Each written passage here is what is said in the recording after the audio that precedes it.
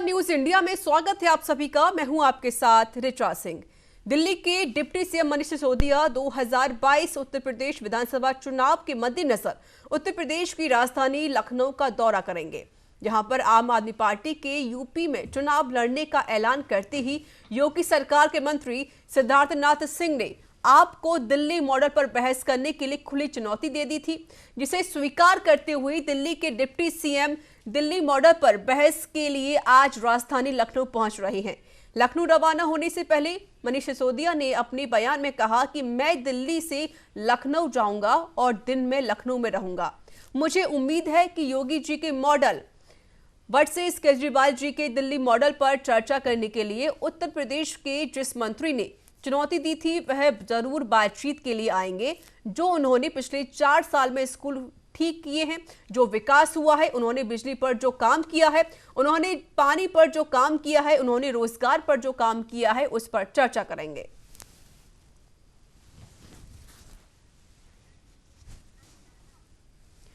और हमारे साथ जुड़ चुके इस पर अधिक बातचीत करने के लिए दिल्ली ब्यूरो चीफ प्रशांत शर्मा। प्रशांत जी, 2022 में चुनाव होने हैं उत्तर प्रदेश में, इसको लेकर सियासत भी लगातार गर्म होती हुई जा रही है, लेकिन इस बीच डिप्टी सीएम का दौरा है लखनऊ में, क्या कहेंगे इसको पूरे मामले को लेकर?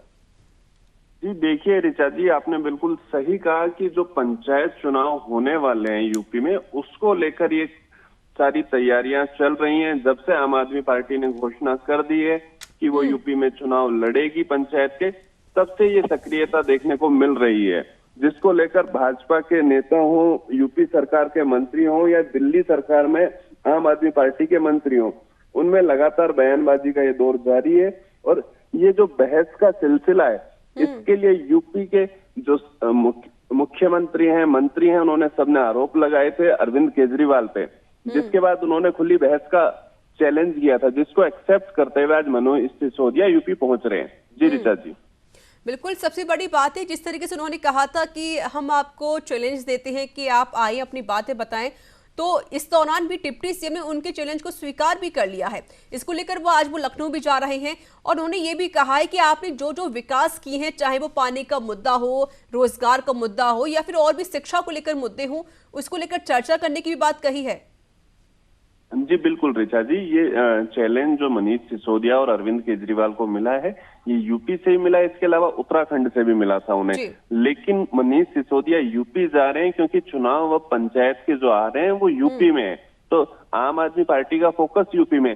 ये चैलेंजेस तो उनको लगातार कई जगह से मिलते रहे हैं, और जैसे ये ट्विटर पे ट्रेंड हुआ है, आप देख सकते हैं कि लगातार मनीष सिसोदिया का पेज हो चाहे सिद्धार्थनाथ सिंह का हो, दोनों के क्षेत्र के लोगों ने वहां के स्कूलों का वीडियो बना के डालना शुरू कर दिया है। मनीष सिसोदिया को भी लोग टैग करके डाल रहे हैं कि दिल्ली में पहले आप स्थितियां देख लीजिए, दिल्ली छोटा सा राज्य है, उसके बाद आप यूपी जाइएगा। ऐसे सिद्धार्थनाथ सिंह को भी लोग टैग कर रहे हैं। लेकिन आज जब ये वहां पहुंचेंगे तो देखने वाली बात होगी कि दोनों आपस में मिलते हैं, बहस होती है या क्या रहता है, क्योंकि ये सारा जो माहौल बनाया जा रहा है, ये सिर्फ पंचायत चुनाव को लेकर बनाया जा रहा है। जी जाहिर है, क्योंकि पंचायत चुनाव के साथ साथ 2022 में विधानसभा के चुनाव भी होने वाले हैं उत्तर प्रदेश में। इसको लेकर कह सकते हैं कि जो आप पार्टी है वो लगातार सक्रिय नजर आ रही, तो प्रदेश में पैर जमाने की पूरी कोशिश कर रही है।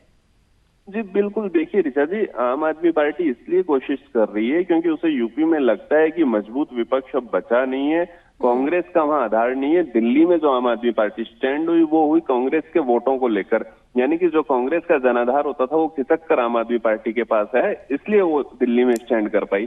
तो वो उम्मीद कर रही है कि यूपी में कांग्रेस का जनाधार खत्म हो चुका है, समाजवादी पार्टी और बसपा आपस में लड़ रहे, तो इस बीच कहीं उसे बहुत अच्छा मौका नजर आ रहा है, तो वो वहां जाके तैयारियों में जुट गई है। क्योंकि अगर बात होती सिर्फ विकास की या चैलेंज की, तो चैलेंज तो आपको उत्तराखंड के मंत्री ने भी किया था, आप वहां भी जा सकते थे, लेकिन आप यूपी गए क्योंकि अभी आपको वहां नजर आ रहा है कि एक पॉलिटिकल स्कोप है, आपको एक माइलेज मिल सकता है अगर आप वहां मेहनत करेंगे। तो विपक्ष बिखरा हुआ है, उस बीच आपको एक स्कोप नजर आ रहा है कि अगर आप इलेक्शन में अच्छा स्टैंड कर गए या वहां के लोगों को आपकी बात समझ में आई, तो आम आदमी पार्टी यूपी में स्टैंड कर जाएगी। जी, चुनावों को देखते हुए प्रशांत जी, डिप्टी सीएम ने कहा था कि अगर इतना विकास हो गया होता उत्तर प्रदेश में, तो जो उत्तर प्रदेश वासी हैं वो क्यों दिल्ली आते हैं जॉब करने के लिए? जी देखिए ऋचा जी, ये बयानबाजी लगातार से यूपी और बिहार के लोग झेलते आए हैं चाहे दिल्ली हो, चाहे गुजरात हो, चाहे महाराष्ट्र हो, विभिन्न नेता बोलते आए हैं कि यूपी बिहार पिछड़ा हुआ है, वहां के लोग यहाँ काम करने आ रहे हैं, लेकिन उन्हें ये भी सोचना चाहिए कि और राज्यों के लोग भी काम करने आते हैं। दिल्ली देश की राजधानी है, किसी का अकेले का हक नहीं है, पूरे देश के किसी भी कोने से लोग वहां आके काम कर सकते हैं और दिल्ली के वासी भी देश के अन्य हिस्सों में जाके काम करते हैं। तो ये जो एक स्टेट का मुद्दा बनाया जाता है, सब राजनीति चमकाने का मुद्दा है, ये दिखाने का मुद्दा है कि वो दो राज्य पिछड़े हुए हैं और वहीं के लोगों को काम चाहिए। लेकिन वहां का जनसंख्या देखिए, जितना बड़ा क्षेत्रफल है, तो वहां के लोग अगर काम करने आ रहे हैं तो अपने देश में काम नहीं करेंगे तो कहाँ जाके काम मांगेंगे। तो यानी जो आम आदमी पार्टी है वो किन किन मुद्दों को लेकर अब दिल्ली में प्रवेश करने की कोशिश कर रही है? जी देखिए ऋचा जी, इनका जो मुद्दा है ये फोकस इस पे कर रहे हैं। लगातार देखिए, संजय सिंह जो राज्यसभा सांसद है आम आदमी पार्टी के, इन्होंने स्टेट इंचार्ज बना रखा है यूपी का। उसके अलावा जो दलित वोट बैंक है उस पे नजर रखने के लिए इन्होंने चाहे राखी बिडलान को वहां पे भेजा हो, चाहे राजेंद्र पाल गौतम को वहां भेजा हो प्रभारी बना के, तो लगातार फोकस कर रहे हैं। ये पहले जातिगत समीकरण के आधार पे, अब ये चाह रहे हैं कि दिल्ली का जो डेवलपमेंट का मुद्दा है वो दिखाएं कि हमने स्कूलों को कितना कर दिया है। लेकिन एक गौर फरमाने वाली बात ये है कि 2019 से और 2018 में अगर दिल्ली के स्कूलों का देखा जाए, डेवलपमेंट तो है लेकिन ड्रॉप आउट काफी ज्यादा बढ़ गया है। इसको लेकर जब मनीष सिसोदिया का एक वायरल हो रहा है वीडियो ट्विटर पे, उसमें भी एक महिला सवाल पूछती है तो वो कहते हैं आप ड्रॉप आउट गिनते रहिए, मगर हम दिल्ली सरकार स्कूलों का डेवलपमेंट करते रहेंगे। डेवलपमेंट के साथ जरूरी है ड्रॉप आउट को रोकना भी। तो निश्चित रूप से जो कई मुद्दे हैं, तो आप वहां जाएंगे तो लोग आप में कमियां भी निकालेंगे। तो अब ये जाना चाह रहे हैं वहां पे बिजली पानी का मुद्दा लेके, जैसे दिल्ली में बिजली पानी फ्री की गई, उन मुद्दों को लेकर ये यूपी में जाना चाहेंगे। जी ऋचा जी। तो आज डिप्टी सीएम लखनऊ पहुंच रहे हैं और सबसे बड़ी बात यह है कि उन्होंने खुद बोला है कि जिस भी मंत्री ने मुझे चैलेंज किया है और मैंने इसको स्वीकार भी कर लिया है, तो वही मंत्री आकर मेरे साथ बहस करें, डिबेट करें। ये बहस कितनी अहम हो सकती है चुनावों को देखते हुए? जी देखिए ऋचा जी, अभी तो इस बहस का देखना होगा कि मनीष सिसोदिया वहां पहुंच रहे हैं, क्योंकि सिद्धार्थनाथ सिंह ने जब प्रेस वार्ता करके आरोप लगाए थे तो उन्होंने अरविंद केजरीवाल पे आरोप लगाए थे, लेकिन केजरीवाल की ओर से जवाब न देकर मनीष सिसोदिया की ओर से उन्हें जवाब दिया गया। तो अब वो कह रहे हैं ठीक है सिसोदिया जी आप आ जाइए, डिप्टी सीएम जवाब देना चाह रहे हैं तो वो आ जाएं। तो अब सिसोदिया आज पहुंच रहे हैं तो देखने वाली बात होगी कि वहां सिद्धार्थनाथ सिंह और आमने सामने बैठते हैं तो वहां किन मुद्दों पे, क्योंकि निश्चित रूप से मनीष सिसोदिया दिल्ली की जो विशेषताएं हैं उन्हें गिनाएंगे और यूपी की कमियों को गिनाने में आएंगे। तो वहीं यूपी के जो मंत्री हैं वो वहां का विकास गिनाएंगे, लेकिन कहीं ऐसा ना हो कि यूपी की कमियां गिनाते गिनाते आम आदमी पार्टी जो फायदा लेना चाह रही हो कहीं उसके नुकसान में ना पहुंच जाए। जी ऋचा जी। चलिए, बहुत शुक्रिया प्रशांत शर्मा जी हमसे बातचीत करने के लिए, अपनी बात को साझा करने के लिए।